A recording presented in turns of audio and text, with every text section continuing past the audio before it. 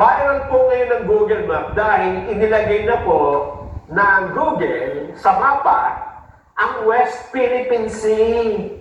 Yes, sa bandang dagat. Meron ng West Philippine Sea ang Google Map. Hindi ka na maliligaw. Punta ka ng West Philippine Sea, nasa Google Map na. Talaga naman, marami hong tuwag-tuwa eh. Pero mamaya, i-discuss natin kung ano bang ibig sabihin yan. Pero pinuri po ni Speaker Martin Romualdez ang pagkilala ng Google Maps na ang Pilipinas ay may jurisdiction sa West Philippine Sea.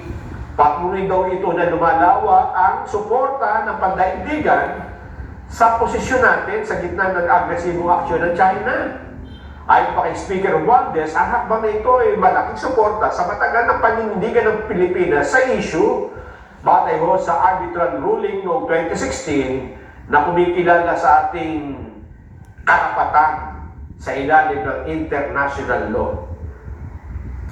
Ang pagkilala ito daw ay hindi lamang teknikal o kartograpikong pagwawasto, kundi isang makasaysayang tagumpay sa larangan ng geopolitics. Sinabi pa ni Speaker Romualdez na ito'y sumasalabing sa damdamin ng milyong-milyong Pilipino na matatag na ipinaglalaban ang soberenya at dangal ng bansa. Kinilala rin ng Speaker ang mga diplomatikong pagsusumikap ng bansa at binigyan din na mapayapang pagdiin sa karapatan sa pamamagitan ng pandaigdigang batas ay patuloy na nagbubunga ng positibong resulta.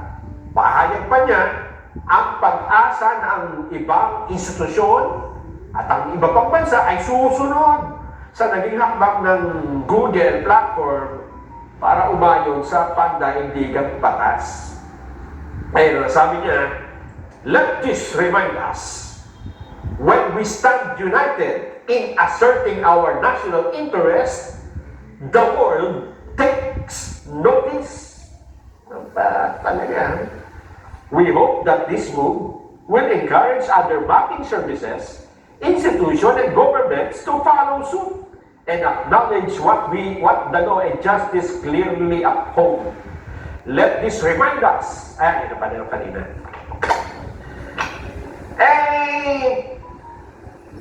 Tingnan mo natin, paano ba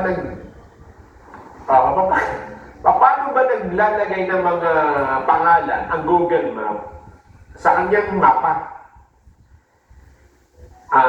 Ang isa, mga babayan, ay eto kasi tinanong ko ito sa Google mismo. Paano ba kayo naglalagay ng mapa? Number 1, sa mga street,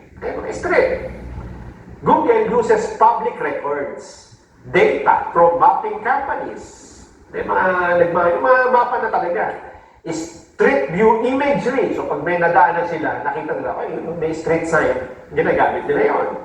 And crowdsourced data from users. Ano ba, sabihin ng mga gumagamit ng Google Map, mali na yung bakit highway 54 pa nilagay mo dyan sa EDSA. EDSA na yan. So itinatama. Tungkol naman sa mga bayan-bayan, sa mga cities, saan kumukuha ng information ng Google? Google uses official maps from government geographical institutes, GIS data, and sometimes old paper maps. Ayun. So talagang may pinagbabasihan din silang mga government geographical institute. Ano ba, sinabi natin na ito ay Pampanga, ito San Fernando City, meron namang mga munisipyo. Meron talagang mga city hall at may record. Walang problema dyan. Ang problema natin ay kapag dagat. Kasi wala namang street sign sa dagat, di ba? At kuminsan may overlapping eh.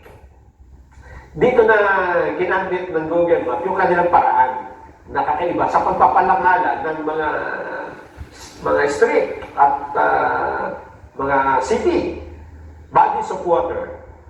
Google uses the primary, common, local names for bodies of water, considering the names used by bordering countries. If countries dispute a name, Google may display both names, placing each label closer to the country that uses it.